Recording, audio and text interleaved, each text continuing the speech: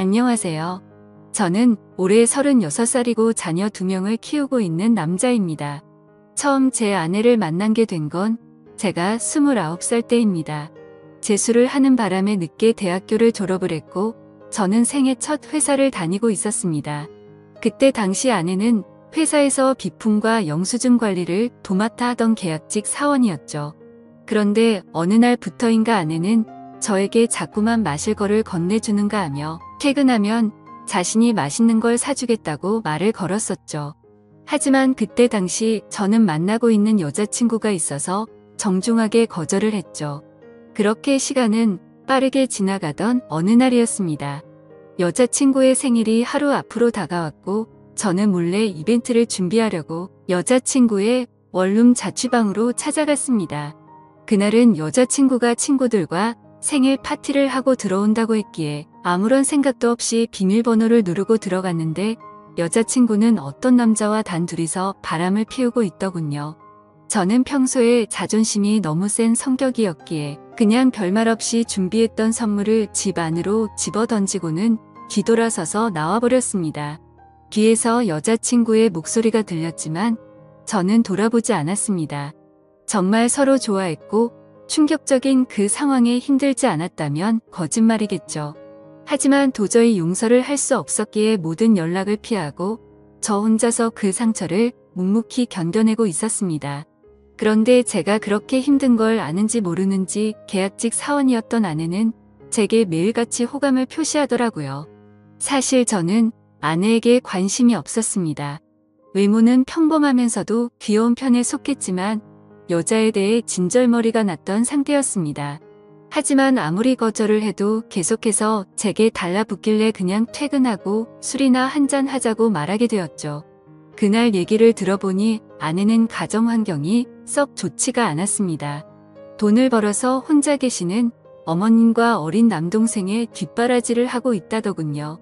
물론 저보다 어린 나이에 기특하게 열심히 사는 모습이 좋아 보였지만 그저 그런 마음일 뿐 아내에게는 전혀 마음이 가지가 않았습니다.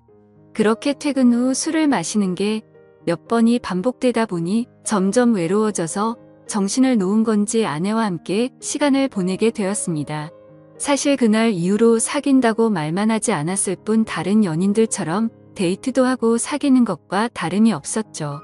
그렇게 몇 개월을 지내다 보니 새벽 몇개 전 여자친구에게서 연락이 오더군요.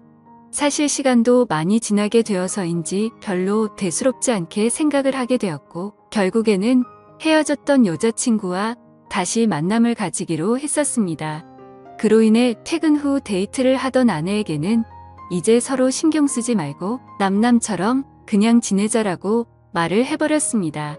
하지만 다시 만났던 여자친구와는 며칠도 채 가지 못해서 다시 끝이 나고 말았죠. 처음에는 대수롭지 않게 생각했지만 만나면 만날수록 그때 있었던 일이 자꾸만 떠오르더군요. 더 오래 만나다가는 제게 의처증이 생겨나 버릴 것 같고 상상만 해도 견딜 수가 없어서 또다시 헤어짐을 선택하게 됐습니다. 그러던 중 저녁 늦게 지금의 아내에게서 갑자기 연락이 왔습니다. 한참을 아무 말 없이 망설이더니 임신을 했다고 말하더라고요. 사실 그때 그 이야기를 들었을 때는 많은 생각이 들었죠. 정말 임신을 한 게 맞는 건가? 나를 붙잡으려고 지어낸 이야기가 아닐까라고 생각도 했고 별의별 생각이 다 들었습니다. 저는 다시 한번 확실하냐고 물었더니 확실하다고 하더라고요. 솔직히 그때 당시 아내에게는 정말 몹쓸 짓을 많이 했습니다. 물론 어린 나이는 아니었지만 갑작스러운 상황에 어떻게 이걸 해결해야 할지 몰라 저는 무작정 아내를 무시하기 시작했습니다. 정말 지금 생각해봐도 제가 너무 무책임하기 짝이 없었습니다. 매일같이 울고 불며 이야기를 했지만 저는 끝끝내 아무 말도 하지 않고 모르쇠로 일관했었으니까요. 그리고 눈물만 뚝뚝 흘리는 어린 아내에게 따뜻한 말 한마디도 한 적이 없었습니다. 그렇게 시간은 지나갔고 아내는 마침 계약직 날짜가 종료되어서 회사에 더 이상 나오지 않게 되었습니다. 솔직히 그때는 저도 모르게 안도감이 먼저 들더군요. 이제는 가시방석에 앉아있을 필요도 없겠구나 하면서 말이죠. 정말 지금 생각해도 저는 천하의 나쁜 놈이었습니다. 아무튼 그날이 있고 나서는 멘탈이 제대로 잡혀지지가 않았죠. 그러다 어느 날 친형과 술을 먹게 되었습니다. 이런저런 이야기를 나누다 결국 지금까지 있었던 모든 이야기를 털어놓게 되었습니다. 당연히 친형은 제게 욕부터 하더라고요. 결국에는 부모님 귀에까지 들어가게 되었습니다. 집에서는 난리가 났었죠. 아버지께서는 남의 자식 망쳐놓고 뭐 좋은 일 있다고 매일같이 술이나 마시고 다니냐고 엄청 화가 나셨습니다. 어머니와 친형까지 저의 행동에 엄청나게 비난을 했었고 부모님께서는 집에 한번 데리고 오라고 하셨고 저는 또 무르쇠로 일관했습니다. 하지만 어느 날 형은 제 휴대폰 연락처를 뒤지게 되었고 아내의 연락처를 알아내어서 저를 제외한 가족들이 아내를 만나게 되었습니다. 그러고는 며칠 뒤에 저는 모르게 아내를 집으로 부르셨습니다. 저는 당연히 아무 생각 없이 친구들과 술을 마시고 늦게 집으로 들어갔는데 제 아내가 집에 와 있어서 정말 얼마나 깜짝 놀랐는지 모릅니다. 일단 어쩔 수 없이 저는 아내와 나란히 부모님 앞에 앉게 되었고 부모님께서는 앞으로 어떻게 할 거냐고 화를 내셨습니다. 저는 그냥 술김에 짜증도 나고 이 상황을 빨리 벗어나고 싶은 마음이 컸습니다. 그래서 홧김에 저는 그냥 결혼할 테니까 더 이상 좀 그만하라고 앞으로 이 문제로 왈가불가 하지 말아달라고 말했습니다. 솔직히 홧김에 그런 말을 하긴 했지만 당연히 그때 당시 저는 이 말을 한다고 해서 정말 결혼할 생각은 없었습니다. 부모님 역시 그러라고 말씀하실 일은 절대 없다는 확신에 차서 한 말이었죠. 하지만 예상외로 아버지께서는 그때 그 자리에서 또박또박 말씀하시더군요. 그러면 지금 처잡은 부모님이랑 조만간 만나서 이야기를 하고 싶으니 부모님이 시간 되실 때 자리를 한번 마련해보자고 하시더군요. 이때 당시도 설마라는 생각을 가지고 있었고 술에 취해서 그냥 대충 상황을 정리하고 얼른 일어나서 제 방으로 들어가 버렸습니다. 그렇게 아내는 집으로 돌아갔고 저는 술이 점점 더 올라오더니 제게 말도 없이 집에 찾아온 게 너무 화가 나더라고요. 그래서 새벽 늦은 시간에 전화를 걸었습니다. 차마 입에 담을 수 없는 욕이란 욕을 다 하면서 막말을 엄청 쏟아냈습니다. 아내는 저희 부모님이 비밀로 하라고 해서 미리 말 못했다며 그저 미안하다고 울기만 하더라고요. 아무튼 그날 이후로는 부모님과도 말을 하지 않았습니다. 그러자 부모님께서도 저를 없는 사람 취급하시더군요. 그러다가 며칠이 지나서 친형이 제게 얘기 좀 하자고 부르더군요. 무슨 일인가 싶어서 형과 이야기를 하는데 오늘 부모님께서 아내분 어머님을 만나 뵙고 왔다는 이야기를 제게 해주더라고요. 오늘 가보니 그쪽 상황이 많이 힘든 걸 알게 되었답니다. 얘기를 해보니 아내가 벌던 돈들은 전부 처가댁에 장모님과 처남의 생활비로 다 들어갔었고 지금까지 아내가 모아놓은 돈도 없다고 말하더군요. 그쪽이 형편이 좋지 않아서 당장 혼수조차 부담하기가 힘든 상황이라며 제게 어떻게 하려고 이런 일을 벌인 거냐고 묻더라고요. 저는 그 말을 듣고 속으로 만세를 불렀습니다. 이제 부모님께서도 이 결혼을 포기하시겠구나라는 생각이 들었던 거죠. 그리고 그때 당시에 저도 취직을 한 지 얼마 되지 않았었기에 모아둔 돈이라고는 고작 1,000만 원 가량밖에 없었거든요. 하지만 보수적인 성격이었던 저희 부모님은 고집을 꺾지 않으셨습니다. 결혼식이야 가족끼리 조촐하게 치르면 되는 거고 집 문제야 본가에서 같이 살면 다 해결되는 문제니 뭐가 문제냐며 제 기대를 꺾어버리셨습니다. 결국 순식간에 결혼 날짜를 잡게 되었고 일정대로 척척 진행이 되더군요. 저는 그때부터 너무 당황했고 속이 타들어갔습니다. 그렇게 좋아하지도 않았던 여자랑 결혼을 해서 평생을 함께할 생각에 암담하더군요. 그리고 부모님의 고집만 내세우니까 점점 화가 나서 크게 대들기도 했습니다. 제 앞으로의 인생이 달린 문제인데 왜 이렇게 무책임하게 진행하냐고 화를 냈죠. 그러자 부모님은 네가 저지른 문제는 성인이든 네가 책임지는 게 맞는 거고 네가 결혼한다고 하지 않았냐고 되묻자 저는 할 말이 없어졌습니다. 그냥 그때 당시에는 모두가 저를 망치게 만들려고 하는 것만 같아서 사소한 거 하나하나 다 마음에 들지 않았고 고슴도치처럼 모든 게 날이 서서 삐뚤게 느껴졌습니다. 아내에게도 못된 말을 계속했습니다. 이따위로 억지로 결혼한다고 달라질 것 같냐며 나를 만나봤자 돈도 없어서 아무것도 못해줄 거고 시집살이가 그렇게 호락호락할 것 같냐고 말했습니다. 그리고는 정말 너한테 잘해줄 자신이 없으니까 고집 피우지 말라고 했죠. 하지만 제가 그런 말을 할 때마다 자신이 더 잘하겠다며 말하는데 너무 답답하고 그 상황이 싫었습니다. 심지어 친한 친구놈들 몇몇과도 술을 먹다가 이 이야기가 나오면 친구들은 온갖 욕을 제게 했죠. 그래서 점점 이 일로부터 자유로워지고 싶다는 생각이 들기 시작했고 결국 제 책임을 통감하고 모든 사람의 뜻대로 그냥 결혼을 하기로 마음을 먹었습니다. 하지만 너무 삐뚤어져 있었던 저는 그렇게 마음을 먹고도 막말을 입에 달고 살았죠. 부모님께는 잘 살 자신이 없으니 행복한 결혼 생활을 할 거라는 기대는 하지도 말라고 했고 아내에게도 늘 차갑게 몹쓸 말들을 많이 했습니다. 그리고 결국에는 결혼을 하게 되었습니다. 정말 좋아서 한 결혼도 아니었으니 신혼생활은 말할 것도 없었습니다. 신혼여행은 해외여행은 커녕 국내에 있는 흔한 여행지로 갔습니다. 심지어 그곳에 가서도 아내는 내팽겨쳐두고 혼자서 이곳 저곳 돌아다녔고 거의 말도 하지 않았습니다. 그리고 나서 일상생활을 하면서도 퇴근하고 집에 들어오면 게임을 하거나 TV를 보면서 지낼 뿐 아내와는 일상적인 대화는 나누지도 않았습니다. 그리고 주말이나 노는 날에는 저는 항상 밖에서 친구들과 놀고 술을 먹다가 들어오고는 했죠. 평범한 부부들은 아내가 아기를 가졌을 때 극진히 대접받는다고 하지만 저희 부부는 그렇지 못했기에 제 아내는 그런 대접은 전혀 받지 못했습니다. 오히려 제 눈치를 보느라 뭘 먹고 싶다라는 이야기조차 단 한 번도 한 적이 없었죠. 그렇게 아내는 제게 불평이나 불만을 전혀 말하지 않았습니다. 그냥 묵묵히 혼자서 어머니와 집안일을 했죠. 하지만 저도 사람인지라 마음이 안 좋을 때도 있었지만 자존심이 쓸데없이 너무 강한 나머지 그러게 내 말 듣지라는 생각으로 그냥 그러려니 하고 넘어갔습니다. 그러다 어느 날 새벽에 예정보다 진통이 일찍 와서 정신없이 산부인과로 향했습니다. 그런데 남들과 달리 하루가 꼬박 넘어가게도 출산이 되지 않아서 슬슬 걱정이 되었지만 결국에는 고생 끝에 어렵게 출산을 하게 되었습니다. 출산 후 지쳐 누워있는 아내를 보고 있는데 저도 모르게 갑자기 울컥해서 눈물이 나더군요. 힘없이 늘어져 있는 모습에 뭔가 모를 마음이 들었죠. 하지만 쓸데없는 자존심에 그 눈물조차 보이기 싫어서 그냥 문 밖으로 나가버렸습니다.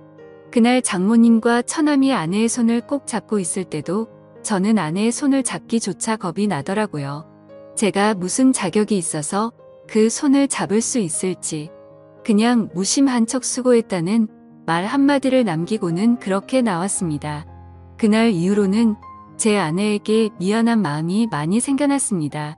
언제나처럼 무뚝뚝하게 아내를 대했지만 마음은 그렇지 않았죠. 예전과 달리 미안한 마음이 생겨났었고 그동안 미안했다는 말 한마디를 하고 싶었습니다. 그렇지만 왠지 모를 쓸데없는 생각에 아무런 말도 하지 못했던 거죠. 그러다 어느 날 제 어머니께서 간이 좋지 않으셔서 계속 정기검진을 받고 계셨는데 결국에는 이게 점점 상황이 악화되었습니다.